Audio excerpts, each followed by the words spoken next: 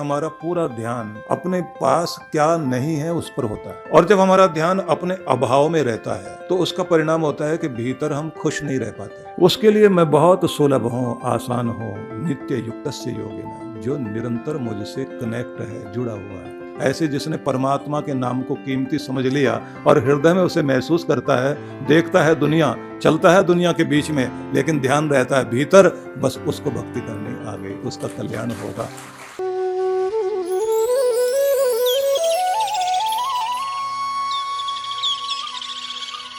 हम अपने अंदर की वो शक्ति को जागृत करें जिसके द्वारा हमारे भीतर शांति आनी शुरू होती है, हमारे भीतर की दरिद्रता हटती है। तो जैसे कल आपको बताया गया था कि आपकी आर्थिक स्थिति भी ठीक होनी चाहिए, लेकिन आंतरिक स्थिति भी ठीक होनी चाहिए।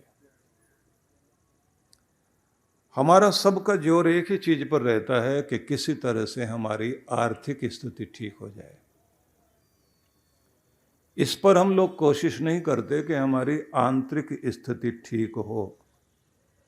तो पहले आंतरिक स्थिति ठीक करिए, फिर आर्थिक स्थिति भी ठीक होगी, आध्यात्मिक स्थिति भी ठीक होगी, सामाजिक स्थिति भी ठीक होगी और शारीरिक स्थिति भी ठीक होगी, यहाँ तक कि पारिवारिक स्थिति भी ठीक होगी।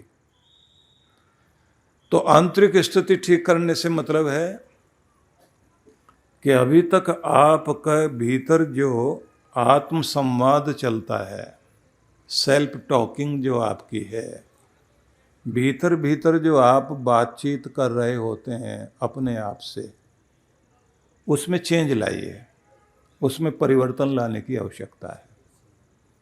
अभी तक हम ज़्यादातर लोग जो भीतर भीतर सोच रहे होते हैं या बात कर रहे होते हैं, हमारे अंदर जो बात चल रही होती है, वो अपने दुख की, तकलीफ की, किसी की कड़वी बात, किसी से हम तुलना करते हैं, किसी आदमी के बारे में हम सोचने लग जाते हैं उसने ऐसा किया, वैसा किया, ये ऐसा है, वो वैसा है। तो बहुत तरह की नेगेटिव बातें भीतर चलती हैं, यहाँ तक कि खुद को हम कोसते रहते हैं। मेरे साथ अच्छा नहीं हुआ, पता नहीं आगे कुछ ठीक होगा नहीं होगा, काम बनेंगे नहीं बनेंगे, मैं गरीब हूँ, मैं पीछे रह गया हूँ, मैं परेशान हूँ, मैं दुखी हूँ। तो उसका परिणाम क्या होता है कि हमारा पूरा ध्यान अपने पास क्या नहीं है उस पर होता है। और जब हमारा ध्यान अपने अभाव में रहता है तो उसका परिणाम होता है कि भीतर हम खुश नहीं रह पाते। भीतर से अशांति भी चलती है, बेचैनी चलती है, इरिटेशन चलती है, मुस्कुराहट नहीं आती, हम थैंकफुल नहीं हो पाते, भगवान के प्रति धन्यवादी नहीं होते। अब थोड़ा उलट के देखिए, जब किसी के अच्छे दिन चल रहे होते हैं तो फिर वो बुरी बुरी बातें नहीं सोचता।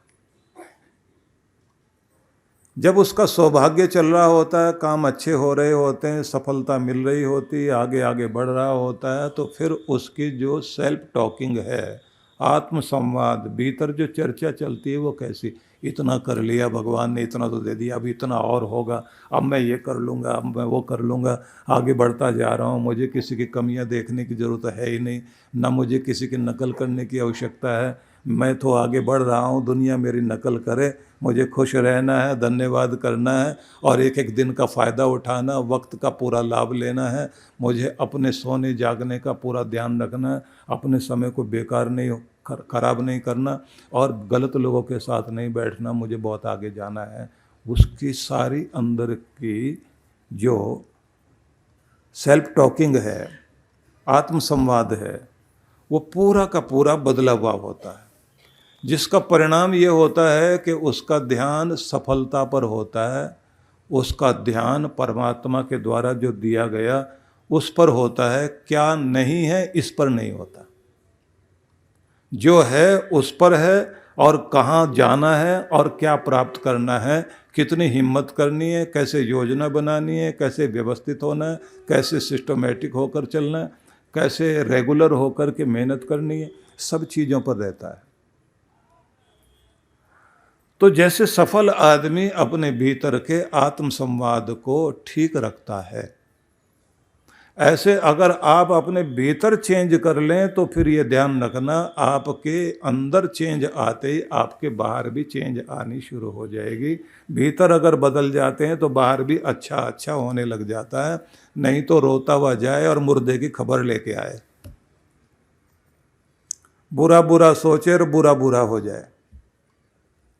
बुराई पर, दुख पर, परेशानी पर ध्यान रहे तो और फिर क्या कहेगा आदमी, मैंने कहा था ना ऐसा हो सकता, ऐसा हो जाएगा, हो गया ना। तो आपने बुरा सोचा, बुरा अपने को कहा और भगवान ने ऊपर से क्या कहा, तथास्तु, हो जाए, जो तुम सोच रहे हो वो हो जाए। शुभ सोचो और भगवान कहे तथास्तु, तो शुभ ही जीवन में होना शुरू हो जाएगा। इसलिए आंतरिक स्थिति बदलिए तो बाह्य स्थिति अपने आप ठीक होगी। तो आज से अपने आप को कोसना छोड़िए, बुरा कहना छोड़िए। तो कल आपसे मैंने चर्चा की थी कि जब पूछा गया कि भगवान आप हमारे लिए इतने कठिन क्यों हैं, आसान क्यों नहीं बनते, तो भगवान उसका उत्तर गीता में देते हैं कि मैं कब आसान बनता हूं, किसके लिए आसान होता हूं। तो भगवान कहते हैं अनन्य चेतः सततम यो माम स्मृति नित्यशः तस्याहम सुलभ पार्थ नित्य युक्तस्य योगिनः। ध्यान देना, अनन्य चेतः, जिसका चित्त अनन्य भाव से भगवान से जुड़ गया। अनन्य से मतलब हुआ अन्य कोई और नहीं, दूसरा कोई और नहीं, केवल तुम प्रभु, केवल तुम, मेरे लिए कोई और नहीं, बस सिर्फ आप। जिसका ध्यान अपने भगवान में है, मन वहाँ टिका है, अनन्य भाव वाला, अनन्य चित्त वाला जो भी व्यक्ति है, सततम यो माम स्मृति नित्यशः, और नित्य प्रति जो मुझे स्मरण करता है, मेरा ध्यान करता है, मेरा भजन करता है, जपन करता है, पूजन करता है। कृष्ण कहते हैं गीता में तस्याहम सुलभ पार्थ, उसके लिए मैं बहुत सुलभ हूँ, आसान हूँ। नित्य युक्तस्य योगिन, जो निरंतर मुझसे कनेक्ट है, जुड़ा हुआ है। अब प्रश्न आता है कि भगवान से कैसे जुड़े रह सकते हैं, वो कनेक्शन बने कैसे। अनेक बार हम लोग भजन पूजन कर रहे होते हैं लेकिन हम भगवान से कनेक्ट नहीं हो पाते, उससे जुड़ नहीं पाते, हमारा ध्यान बाहर ही रह जाता है। कबीर साहब अपने शिष्य से, बहुत सारे भक्त थे, उनको समझा रहे थे कि भगवान की भक्ति कैसे होनी चाहिए। सिमरन की सुधि यूं करो जैसे दाम कंगाल, कहे कबीर बिसरत नहीं पल पल लेत संभाल। जैसे कंगाल गरीब आदमी अपने पैसे पर जो उसकी पॉकेट में है, भीड़ के बीच में चलते हुए भी उसका ध्यान दुनिया देखता है, रास्ता चल रहा है, ध्यान अपनी पॉकेट पे रहता है। ऐसे ही जिस आदमी का दुनिया के बीच रहते रहते भी पॉकेट के अंदर पैसा होता है, लेकिन कपड़ों से अंदर, जहाँ हमारे फेफड़े हैं वहीं अंदर दिल भी है ना, और दिल में परमात्मा। तो जैसे कंगाल का अपने जेब पर, पॉकेट पर रखे हुए पैसों में होता है, क्योंकि उसको वो दुनिया में सबसे ज़्यादा कीमती समझे बैठा है, ऐसे जिसने परमात्मा के नाम को कीमती समझ लिया और हृदय में उसे महसूस करता है, देखता है दुनिया, चलता है दुनिया के बीच में, लेकिन ध्यान रहता है भीतर, बस उसको भक्ति करनी आ गई, उसका कल्याण होगा। तो कबीर साहब की जिंदगी का एक उदाहरण बड़ा विचित्र है कि उनके गुरु थे स्वामी रामानंद, और कबीर साहब सेवा में थे अपने गुरु की। तो गुरु की सेवा में तन से, मन से, भावना से, हृदय से सेवा में रत थे। पूरा ध्यान गुरु की तरफ लगा हुआ, हृदय गुरु की तरफ लगा हुआ, गुरु के चित्त से अपना चित्त जोड़ा हुआ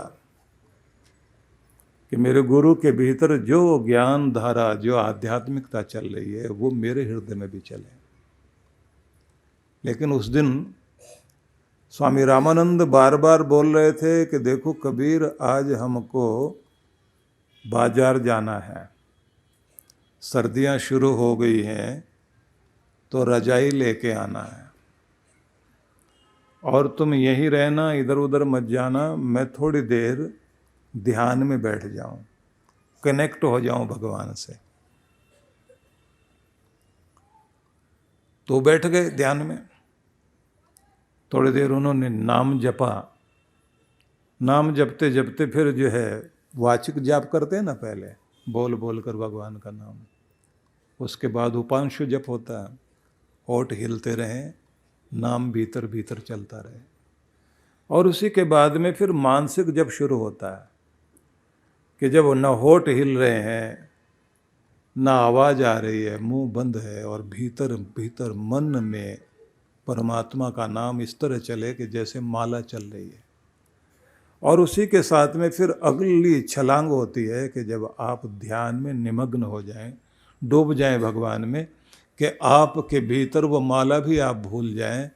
समझो कि माला सीढ़ी थी, और उस सीढ़ी से चढ़ते चढ़ते आप मंजिल तक पहुंच गए, जहां भगवान की शांति, भगवान का प्रेम, भगवान का आनंद बसता है, वहां जाकर आप टिक जाएं। तो जाप तक चले, मानसिक जाप तक भी चले गए, लेकिन जैसे ही आगे जाने वाले थे, आंखें बंद करके बैठे हुए, और बाहर उनकी कुटिया के बाहर जो सामने जगह थी, उसके भी बाहर एक गेट था, वहाँ कबीर बैठे हुए, वो भी आंखें बंद किए हुए हैं। गुरु ध्यान कर रहे हैं भगवान का, और शिष्य ध्यान कर रहे हैं अपने गुरु का। इतनी देर में कोई मिलने आ गए, कोई बड़े आदमी थे। उन्होंने आवाज़ लगाई कि गुरुदेव जी हैं? कबीर जी ने कहा नहीं, वो तो नहीं है। अब कबीर जी झूठ तो बोलते नहीं थे। कहाँ गए? बोले बाजार गए। क्या करने गए? बोले रजाई खरीद रहे हैं। अब गुरु जी अंदर बैठे हुए थे, उन्होंने सुन लिया, ध्यान में थे, तो इतने जोर से बोला तो उन्होंने सुन लिया। वापिस आए उठ के, तो स्वामी रामानंद आते ही बोले कि भाई तुमने झूठ क्यों बोला कि मैं बाजार में हूँ, रजाई खरीद रहा हूँ? कबीर साहब बोले मैं आपका ध्यान करने के लिए बैठा हुआ था, आपके चित्त से जब मैंने अपना चित्त जोड़ा तो मैंने देखा आप मार्केट में खड़े हुए हैं, बड़ी सी दुकान में, और भाव चल रहा है, रजाई खरीद रहे हैं। और स्वामी रामानंद बोले बात तो सही है, लेकिन तुझे पता कैसे चला? गए थे परमात्मा के ध्यान में, पहुंच गए बाजार में। उस दिन कबीर के सिर पर हाथ रख कर के स्वामी रामानंद को कहना पड़ा, कबीर, जिसको पहले गुरु से जुड़ना आ गया, उसको परमात्मा से भी जुड़ना आ गया, क्योंकि तुम्हारा अनन्य भाव अपने गुरु में है। स्थूल से सूक्ष्म की ओर और सूक्ष्म से सूक्ष्मतर जो प्यारा परमात्मा है, उसकी तरफ यात्रा होनी चाहिए। और जब उसकी तरफ आप यात्रा करने लगते हैं तो ये बात ध्यान रख लीजिए कि स्थितियां धीरे धीरे बदलने लग जाती हैं। सबसे पहले क्या होता है कि जब आप भगवान से जुड़ते हैं तो पहली स्थिति आती है कि आपके भीतर पवित्रता आती है और आपके अंदर की सारी जितनी भी अपवित्रता है वो दूर होने लग जाती है। शुभ विचार, शुभ भाव, अच्छी भावनाएं जुड़ने लग जाती हैं और फिर आती है शांति। और ये याद रखिए, दुनिया में सबसे अधिक जिस चीज की जरूरत है मनुष्य को, वो शांति की जरूरत है। क्योंकि आपका सुख, आपकी समृद्धि जिस चीज पर टिकती है वो केवल शांति पर टिकती है। अगर आपके मन में शांति है तो चेहरे पर मुस्कुराहट जरूर होगी, और अगर आपके मन में शांति है तो आपकी सेहत भी ठीक रहेगी, और अगर आपके घर में शांति है तो आपके घर की तरक्की भी जरूर होगी, और अगर आपके कारोबार वाली जगह में शांति है तो आपके कारोबार की भी तरक्की होगी, और अगर आपके प्रदेश में शांति है तो आपके प्रदेश की भी तरक्की होगी, और अगर आपके देश में शांति है तो फिर आपके देश की भी तरक्की ही तरक्की होगी। इसलिए ये याद रखिए, जैसे जैसे आप भगवान के चरणों से जुड़ते हैं, भगवान के ध्यान से जुड़ते हैं, तो आपके भीतर पहले पवित्रता आती है, शुद्धता आती है, निर्मलता आती है, बनावट हट जाती है, आपके अंदर का नकलीपन हट जाता है और शुरुआत होती है शांति से। महाराष्ट्र के नासिक में परम पूज्य सद्गुरुदेव श्री सुधांशु जी महाराज के पावन सानिध्य में दिव्य भक्ति सत्संग कार्यक्रम का आयोजन होने जा रहा है। कार्यक्रम की रूपरेखा दिनांक 27 से 29 मार्च 2026। समय प्रातः 9 बजे से 11:30 बजे, सायं 5 बजे से 7 बजे। स्थान Vrindavan lawns, banquet hall, Gangapur road, नवश्या, गणपति के नजदीक, नासिक। विशेष कार्यक्रम 29 मार्च 2026। मंत्र दीक्षा दोपहर 12 से 1 बजे। आयोजक विश्व जागृति मिशन, नासिक मंडल। संपर्क सूत्र आप सादर आमंत्रित हैं।